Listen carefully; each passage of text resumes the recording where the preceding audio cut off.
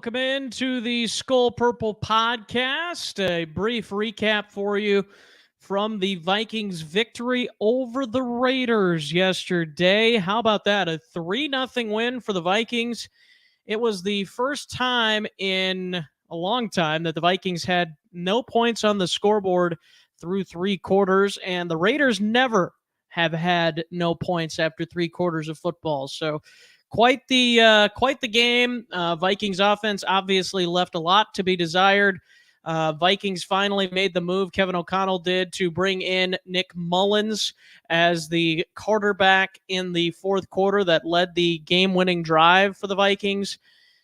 And I know there's been a lot of critiques out there of, he probably should have done it sooner, which I don't disagree with. It is... I get it, and I think there's part of it where O'Connell was in Josh Dobbs' position before, and I think that probably led him to try and keep Dobbs going at the starting quarterback for a little bit longer. But I'll be interested to see if the Vikings are able to make a decision with going with Mullins in the future, or maybe Jaren Hall, but I think Jaren Hall is very unlikely at this point. The fact that Nick Mullins is ahead of him on the depth chart pretty clearly. I think they either don't have enough trust in him, or they just don't think that he knows the system well enough yet, which is something, of course, that we know it's not an easy system to learn, as Kirk Cousins even made note of it last year. Some of the other players have made note of it. TJ Hawkinson was told that when he got here and all that kind of stuff. So, but there's a lot of things that I think overall offensively you got to be very disappointed with. The fact that they had 3 points scored coming off of a bye week, that was pretty pathetic. I get that there's another team on the other side of the field that, their defense has been okay throughout the season. Sometimes it's not been okay, but the Raiders, they're not a very good football team right now. And I think, Kirk Cousins is in that game. The Vikings probably win that game, 17-20 to nothing, something like that, But yeah, Josh Dobbs just seems lost right now at the quarterback position at times, where he just does not get the ball to the receivers fast enough. I don't know if anybody else has noticed that, but it seems like he is very quick to, or very late rather, to get the ball to the read that he needs to get to. And then that causes incomplete passes. There was one on a swing pass. The guy was wide open. Now, I know you want to let some other developing routes go, but there was nothing there. And then he throws it late, and then the ball sails on him out of bounds because the pressure got there. So, and obviously the offensive line going down yesterday didn't help things either. But and that's something to be cognizant of. And then, of course, the big one is Justin Jefferson, and sounds like he's probably going to be back for the Bengals game on Saturday. But boy, that really has to take the wind out of your sails as an offense. You plan the whole week, or the last 2 weeks probably, to have Justin Jefferson in the lineup and design your game plan around that.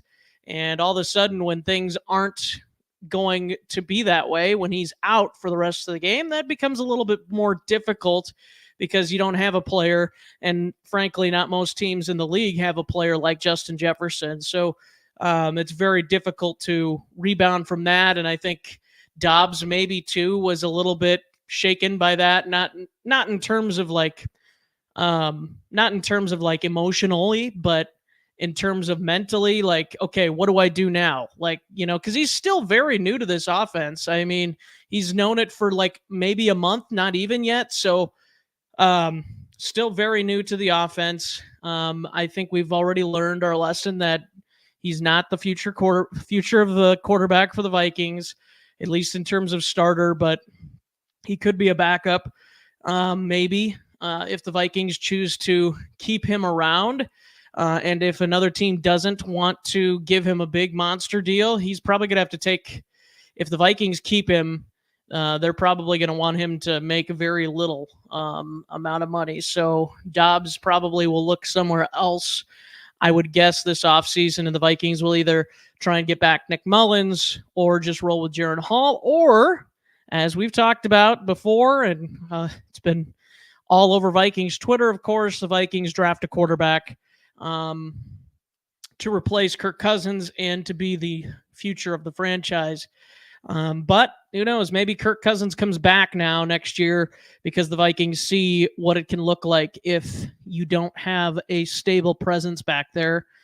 But yeah, it's interesting. I'm still kind of ready to move on from Cousins, but it does make you think that there is definitely not always a grass is always greener feeling at the quarterback position, or any position for that matter, in the NFL. So definitely something to keep in mind as the Vikings evaluate their options coming up this season. But let's give our hats off. Let's stop with the negativity and the all this bad stuff about the offense. Let's talk about the defense a little bit. The defense was fantastic yesterday. There was a few big plays that they allowed. The big catch for Renfro, which was bad coverage by Byron Murphy Jr. I thought, just looking at it first glance, maybe somebody else could say something different about it if they were watching the All-22.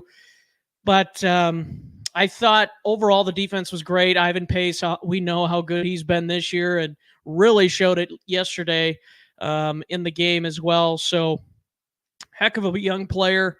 I really hope that the Vikings back up the truck to Brian Flores' house, the Brink truck or whatever. Any truck that has money in it, give it to him, because he deserves to stick around as a defensive coordinator. And even, I would say, if he's not already, I don't know this for sure, but have him be the assistant head coach or the assistant to the head coach as well as defensive coordinator. Give him a little bit more authority, maybe. And, you know, I think he knows a lot about good talent at the draft, coming out of the draft as well. We saw that in Miami when he was there. So keep him around. You know, Kevin O'Connell, I think there's a lot of people overreacting to Kevin O'Connell. If you're willing to give the quarterbacks a break, you should be willing to give Kevin O'Connell a break, because not everybody's like Jake Browning and has been in the system and comes in and has been fantastic, which we'll find out if he could keep that up against the Vikings on Saturday. So that'll be interesting to keep an eye on. But yeah, it's a very interesting game yesterday. Flores deserves assistant coach of the year, I think. And just looking at some of the statistics, the Vikings are top 5 in some categories and top 10 in some other categories defensively. And of course, a shutout is only going to help things with those categories or with those statistics and stuff. So yeah, it's been fun to watch him.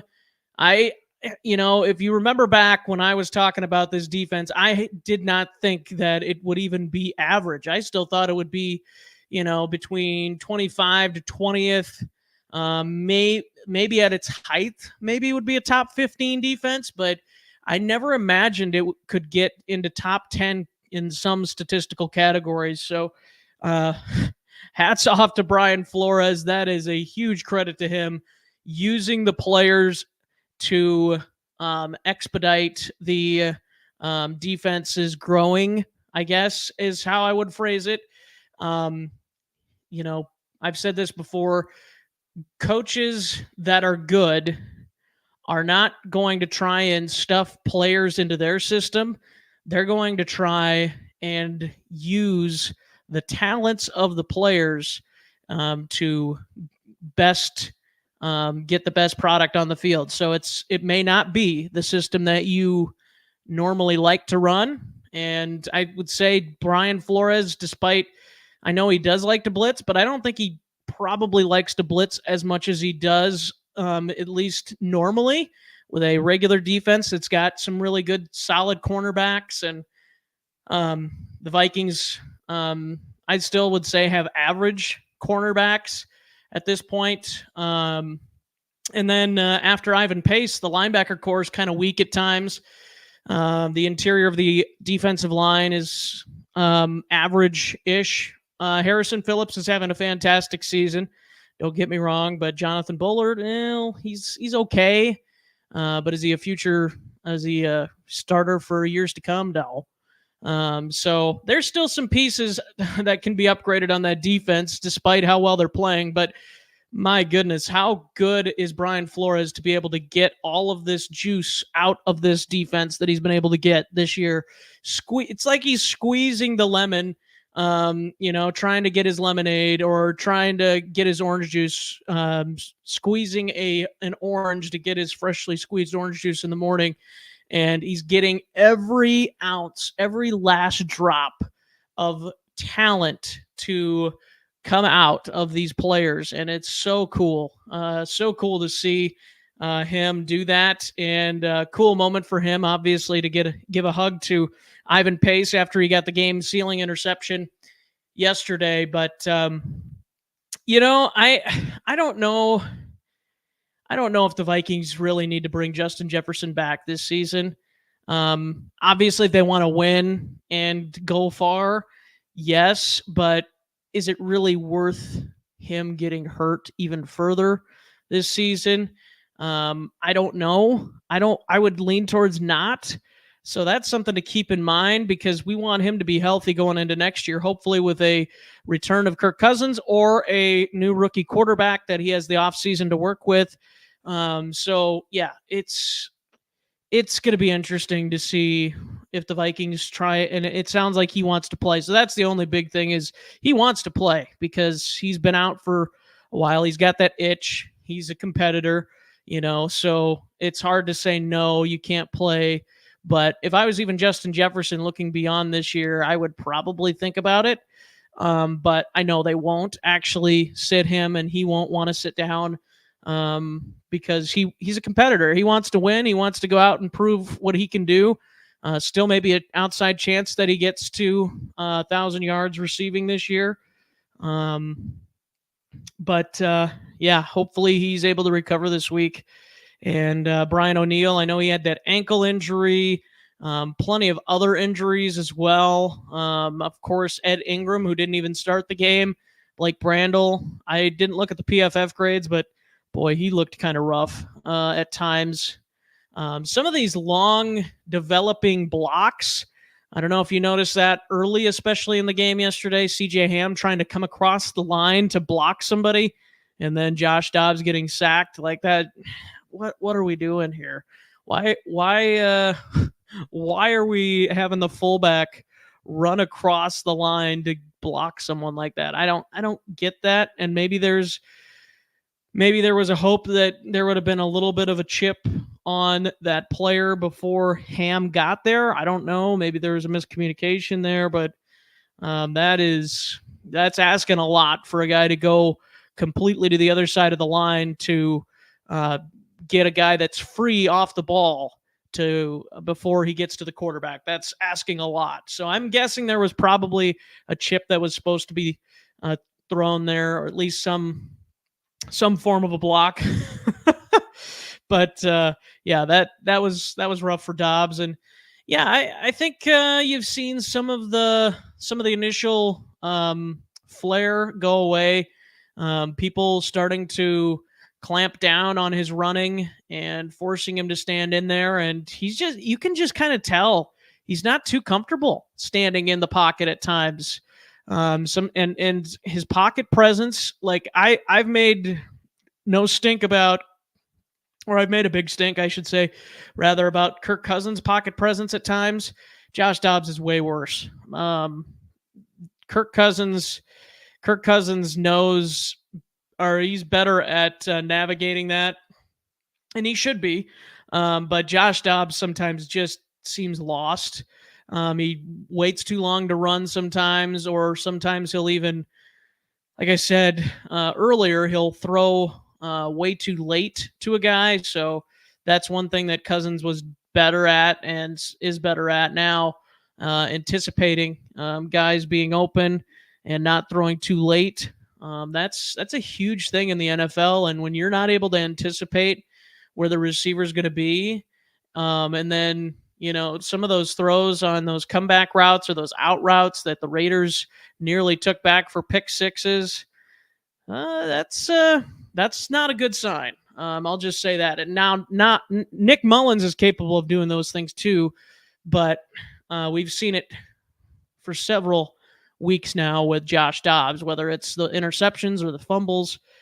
We need to see some stability there, and I think Nick Mullins can be somewhat of a stabilizing force. Not that he's going to win you every game the rest of the year, but he's got a chance at least to at least give you stability and at least a chance to go down and score some points. I don't know how effective that can be consistent throughout the game, but if the defense plays like they do, can you go down and score 17, 20 points a game? Is that something that he can do? I don't think it's out of the realm of possibility, but I don't know if I would bet on it either. So, but I'm hoping Kevin O'Connell has a better game plan going forward. And because I tell you what, to have 2 weeks to prepare for that Raiders game and for the game plan that came out of that, and I get it, Justin Jefferson went down. I get he was a huge part of the game plan, but man, you have got to have a better overall game plan offensively. And I realize Josh Dobbs also was part of that issue. But I didn't see a whole lot of that zone read stuff. I think I saw it once or twice, and maybe I'm missing a couple others, but I was like, man, you put in the zone read stuff. It looks cool. Why didn't you keep doing it? They didn't keep doing it. And I was thinking we were going to see more of that because it seems like Dobbs is more comfortable in that, but nope, they went kind of back to more of the normal Kevin O'Connell stuff. So anyways, yeah, that's kind of my overall thoughts. Didn't feel like much of a win, but our motto on the show seems like it's become a win is a win. And so here we are again. Vikings get the win over the Raiders. My game ball goes to Ivan Pace. So just given one game ball today. So one game ball goes to Ivan Pace Jr. with those tackles. He had a sack as well, and he also came away with the game-winning or sealing interception, basically. So, yeah, he gets my lone game ball. I guess Brian Flores would too. So, yeah, we'll give one to Flores too. The whole defense, like Kevin O'Connell said in his post-game locker room speech too, like you could give the whole team a game ball, really. So, congratulations to the defense. They were fantastic. And, yeah, I think that is pretty much going to wrap it up. Want to thank you all for tuning in, and I will be able to do a post-game show, I think, on Saturday. I'll let you know on our community tab. But then we are planning to take a break for the next week with Christmas and stuff coming up. But I'll try and inform you more on that on Saturday. So that is going to do it for the Skol Purple Podcast Fan Express line here on this Monday. Please send us a comment on your thoughts of the game below. Feel free to subscribe and like this video. We would appreciate it. And as always, Skol.